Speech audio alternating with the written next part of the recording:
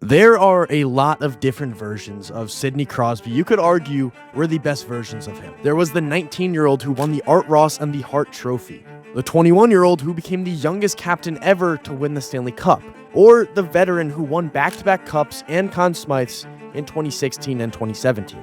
Statistically, though, the most dominant Crosby might not even been any of those. In 2011, at 23 years old, he hit a level he'd never reached before, and arguably never has again. He was already the best player in the world. Now the gap to second was just stupidly big. The playmaking was always there, except now he had developed into one of the NHL's most dangerous goal scorers. Pittsburgh was winning, Crosby was pulling away from everyone around him, and for nearly 2 months, the rest of the league basically had no answer for him. By the middle of the season, Crosby was on pace for 132 points, which would have shattered the career high he set as a teenager. Even that doesn't capture how dominant he really was. Buried in those first few months was one of the best stretches of his career, the kind that starts putting you in conversations with the all-time greats. It looked like we were finally going to see what Crosby's ceiling actually was. We never got the chance though. Halfway through the season, everything suddenly stopped, and before long, nobody cared about how many points Crosby was going to score anymore. They were wondering if they would ever see this version of him again. Before we get to how it all fell apart, we need to remember how inevitable he felt at this time in his career. Because through his first 5 years in the NHL, no matter what teams threw at him, his career has basically gone in one direction: up. Crosby entered the NHL in 2005 as one of the most hyped prospects the sport had ever seen, and it didn't take long for the rest of the league to realize he was different, but that almost made him a target. Crosby was only 18 years old, playing against grown men who knew exactly how much attention the rookie was getting, and teams were not afraid to make his introduction to the NHL as physical as possible. He was hit, he was slashed, cross-checked, and constantly dragged into scrums, but none of it could slow him down. As a rookie, Crosby finished with 102 points, becoming the youngest player in NHL history at the time to reach 100 points in a season. His second year was even better. At 19 years old, Crosby exploded for 120 points, becoming the youngest scoring champion in NHL history and winning the Art Ross, Hart Trophy, and Ted Lindsay all in the same year. Within 2 seasons, the kid that everyone had spent years hyping up was already arguably the best player in hockey. The first thing that managed to slow him down came the following year. In January of 2008, Crosby crashed awkwardly into the boards against Tampa Bay and suffered a high ankle sprain, forcing him to miss more than 6 weeks and 21 games. It was the first significant injury of his NHL career, but once again, it barely interrupted where everything was heading. Crosby returned late in the season, and Pittsburgh went on its deepest playoff run in years. They blew through the Eastern Conference before finally reaching the Stanley Cup Final, where they ran into a team they couldn't beat. The Detroit Red Wings defeated Pittsburgh in 6 games, leaving Crosby just 2 wins away from becoming a Stanley Cup champion at 20 years old. But he wouldn't have to wait very long for another chance. 1 year later, Pittsburgh was back in the final against the same exact team. This time, the series went 7 games, and after watching Detroit celebrate on their ice the year before, Crosby and the Penguins returned the favor. At 21 years old, Sidney Crosby became the youngest captain in NHL history to lift the Stanley Cup. But while his resume was filling up, Crosby himself was still getting better. For most of his early career, what made him terrifying was his ability to create offense. He had already scored plenty of goals, but his playmaking was what really separated him from almost everyone else in hockey. Then in the 2009-2010 season, that started to change. Crosby scored 51 goals, nearly 20 more than the season before, and he tied Steven Stamkos for the first Rocket Richard trophy of his career. So heading into that 2010-2011 season, Crosby wasn't some young superstar still trying to prove he belonged.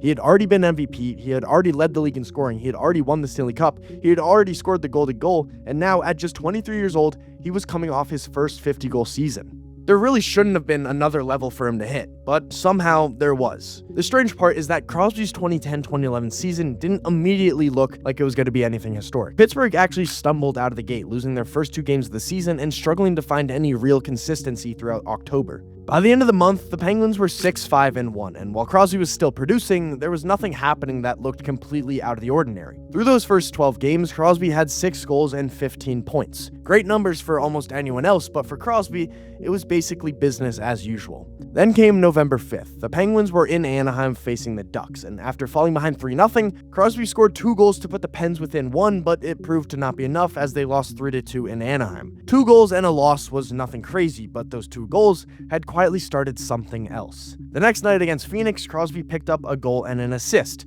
Then he scored and had 3 points against Boston, then a goal and an assist against Tampa, then a goal and 2 assists versus Atlanta. It stopped being a few good games. The points kept coming, but more importantly, so did the goals. After scoring 51 times the year before, Crosby's newfound goal scoring wasn't going anywhere. He was creating chances, finishing them himself, and starting to take over games in ways that even the Penguins had rarely seen him do before. By the middle of November, what started as one good night in Anaheim had turned into a point streak. And every time it looked like Crosby might finally cool down, he added just another game to that streak. 5 became 6, 6 became 7, then 8, then 9, and by November 24th against Buffalo, Crosby had reached double digits, 10 straight games with a point, and in those 10 games, 9 goals and 12 assists for 21 points.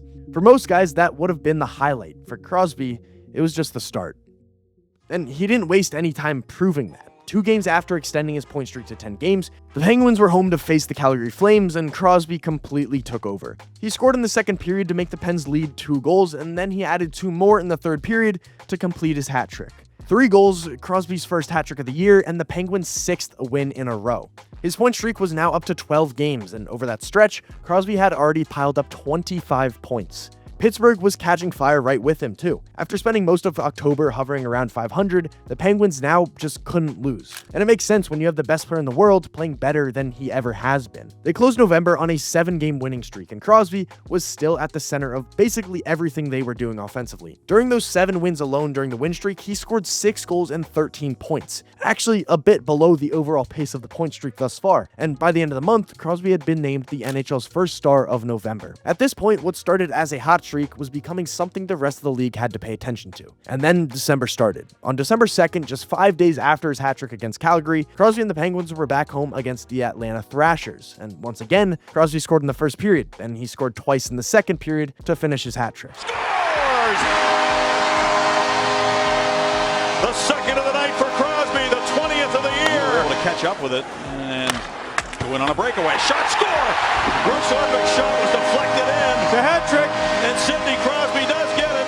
2 hat tricks in 5 days. The streak was now at 14 games, and Crosby had scored 15 goals during it. Then, as the point streak went on, the Penguins also just kept winning. They beat Columbus, they beat New Jersey, then Toronto, then Buffalo. By December 11th, Pittsburgh had won 12 straight games, climbing from a team that spent October fighting for consistency into the hottest team in hockey. And Crosby had recorded a point in every single one of those games. Actually, more often than not, Crosby had recorded 2 points in every single one of those games.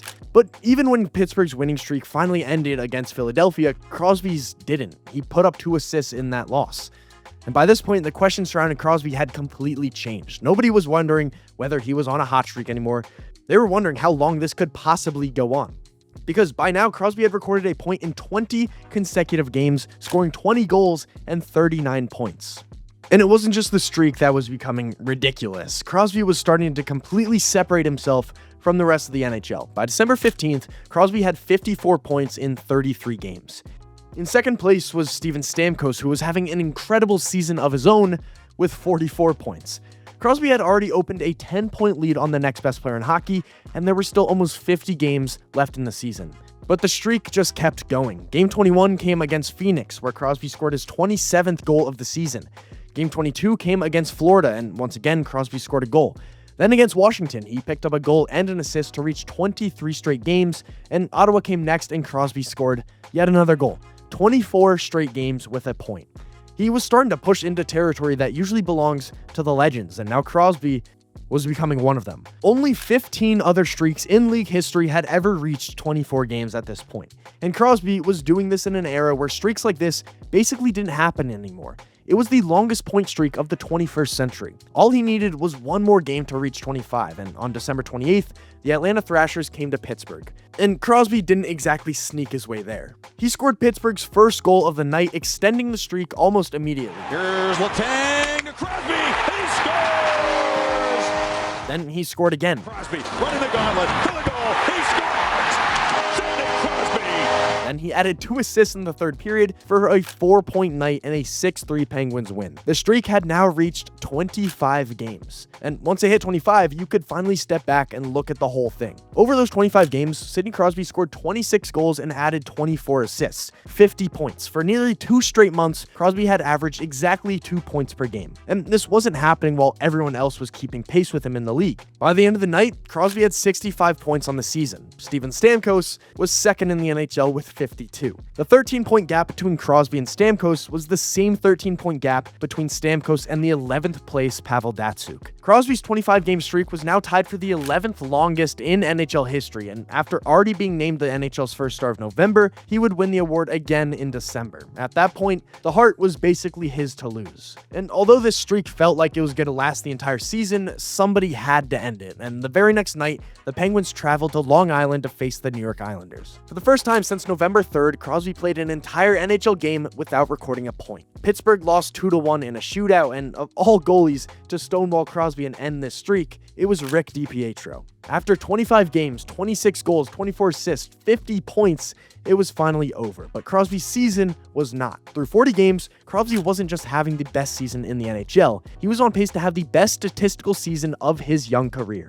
When you stretch those numbers out over a full 82-game season, Crosby was on pace for 65 goals and 130 points. His career high was 120, set 4 years earlier when he won his first Hart Trophy at 19 years old. Now at 23, Crosby was on pace to clear that while scoring nearly 30 more goals. And the numbers were only part of what made this stretch so dominant. He could take over a game with the puck, but he was just as relentless without it. He would win battles along the boards, protect the puck against bigger defenders, chase it down after losing possession, play physically, win faceoffs, and then somehow still be the most dangerous offensive player on the ice. There wasn't one obvious part of his game teams could take away, and Pittsburgh was benefiting from all of it. After starting the season 6-5-1, the Penguins entered the new year with 25 wins and 53 points, putting them tied for first place in the NHL with the Detroit Red Wings. And the season was only halfway done. He had 42 games left to chase 60 goals, 42 games left to potentially reach 130 points.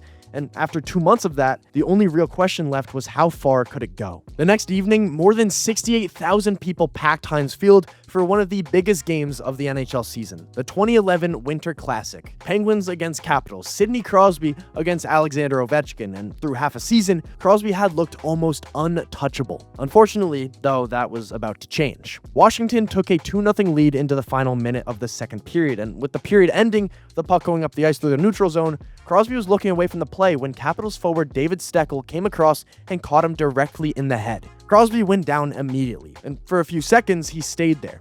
But eventually, he got back to his feet, skated to the bench, and when the third period started, Crosby was right back on the ice. At the time, there wasn't much reason to believe that we had just watched the moment that would change his entire season. Crosby had spent his entire career being targeted physically. He had taken huge hits before, played through pain before, and even after this one, he finished the game. Pittsburgh lost 3-1, Crosby was held without a point, and everyone moved on. 3 nights later, Crosby played against Tampa Bay and looked completely normal. He had an assist in an 8-1 win, but something also happened that night that doesn't pair nicely with what happened at the Winter Classic. Victor Hedman drove Crosby into the boards from behind, sending his head into the glass, and once again, Crosby stayed in the game somehow. He finished the night with 19 minutes of ice time, and when the final horn sounded, there still wasn't some dramatic announcement that Sidney Crosby's season was over, but the next morning, Crosby did not feel right. He was experiencing concussion symptoms, and for the first time all season, the Penguins were going to have to play without Sidney Crosby. Initially, there wasn't much reason to panic. Crosby had barely missed any hockey over the previous few seasons, and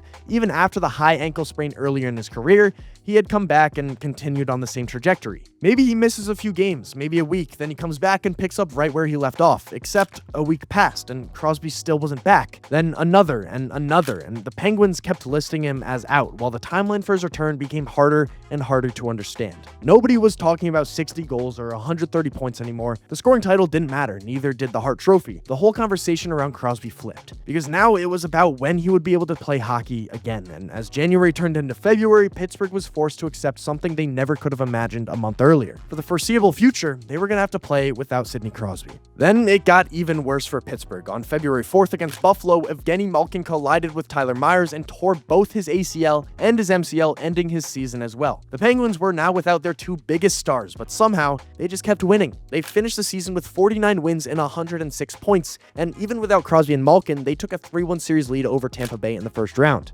Unfortunately, they could not finish it off. The Lightning won 3 straight, including a 1-0 Game 7 in Pittsburgh, ending the Penguins' season. And considering just how close they came without either of their superstars, it was impossible not to wonder what this team could have done with the version of Sidney Crosby they'd just lost. But Crosby's injury didn't end with Pittsburgh's season 2. As the summer passed, there was still no guarantee he would be back ready for the start of the 2011-2012 season. And when October arrived, Crosby was still watching from the sidelines. He missed Pittsburgh's first 20 games of the season, pushing his absence past 10 months. Then, on November 21st, 2011, after 320 days away from the NHL, Sidney Crosby finally returned. The Penguins were at home against the New York Islanders, and it took him less than 6 minutes to remind everyone what they had been missing. Here's Crosby with a burst of speed up the middle, gets open, scores! Welcome back, Sid!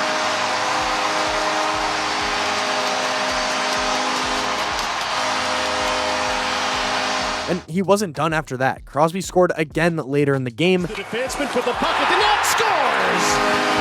Added 2 assists and finished his first night back with 4 points in a 5-0 shutout victory. After 320 days, he came back and looked like the same Sidney Crosby. The comeback was great, but it couldn't give him back what he'd already lost, because we'll never know what happens if Crosby stays healthy in 2011. Maybe he doesn't maintain a 130-point pace, maybe he never reaches 60 goals, maybe Pittsburgh doesn't win another Stanley Cup, but through the first half of the season, none of those possibilities seemed unrealistic. Crosby was 23 years old, already the best player in hockey, and playing at a level even he had never reached before. And then it was gone. Now, I don't think I have to sit here and tell you how good Crosby's been since then and the sort of career he's put together despite concussion problems. Over the years, we got to see almost every single version of Crosby. The teenage phenom, the Stanley Cup champion, the Olympic hero, the back-to-back Conn Smythe winner, and the superstar who remained one of the NHL's best players deep into his 30s. But there's still an argument that the most dominant version of Sidney Crosby that we ever saw was the one we only got for half a season. All we're left with is those 41 games,